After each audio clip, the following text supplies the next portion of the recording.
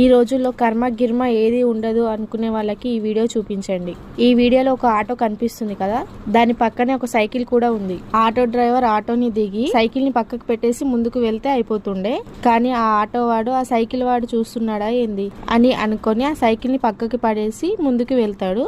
Cycle ని జరిపి auto start చేసి ముందుకు వెళ్తుంటే ఆ సైకిల్ ఆటో వెనుక టైర్ కిందికి వచ్చేసింది.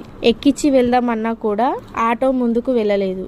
ఇక చేసేదేమీ లేక ఇక ఆటో దిగి సైకిల్ ని పక్కకి జరిపాడు.